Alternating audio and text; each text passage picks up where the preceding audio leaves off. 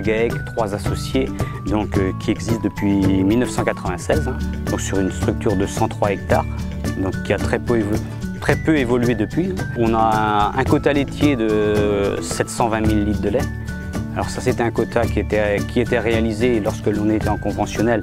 Maintenant, depuis le passage en bio, on est plutôt sur une base de 550 000 litres. Alors pourquoi on est passé en bio? C'est vrai que c'est une réflexion qui a eu lieu déjà il y a une dizaine d'années. On fait attention à l'environnement, très respectueux de l'environnement, très respectueux de la faune, la flore. J'aime bien tous les petits animaux, etc. On a fait de la plantation, on a planté plusieurs kilomètres de haies pour redonner un petit peu reboiser, etc. Donc toujours un petit peu d'un point de vue écologique, respecter la nature, puis revenir peut-être à une agriculture plus simple, plus naturelle tout simplement. Des ruches nous ont été installées ici parce qu'on a la chance d'avoir des plantes qui permettent aux abeilles de polliniser et c'est vrai que, et comme on est en plus en bio, c'est vrai que c'est hyper intéressant.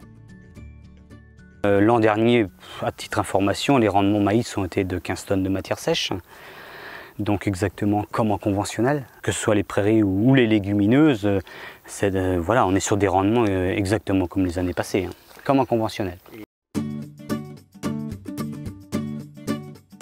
La luzerne est une culture indispensable en élevage laitier. Ça fait 15 ans qu'on fait de la déshydratation de luzerne. Système qui avait été mis en place donc en 2003. On a toujours déshydraté de la luzerne. C'était le but d'apporter un produit dans la ration des vaches laitières, puisqu'on connaît aujourd'hui toutes les vertus de la luzerne, hein, avec tous ses bienfaits. Donc il me semblait intéressant d'apporter de la luzerne dans la ration des vaches laitières.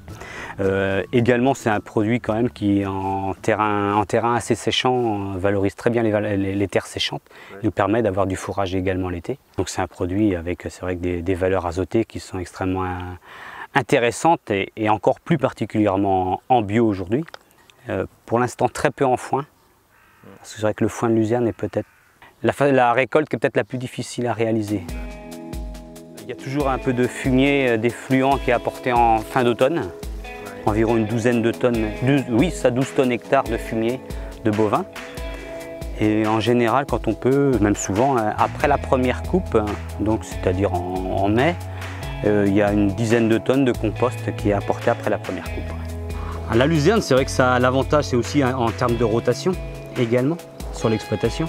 C'est quand même une très bonne tête de rotation, également même nous aujourd'hui pour faire des mélanges céréaliers ou également pour faire un maïs en silage derrière. Les vaches laitières, eh bien, l'idée c'est de valoriser au mieux le pâturage sur les surfaces qu'elles ont disponibles.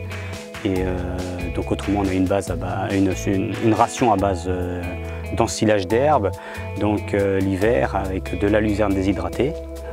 Donc dans la ration, un petit peu de maïs en silage également.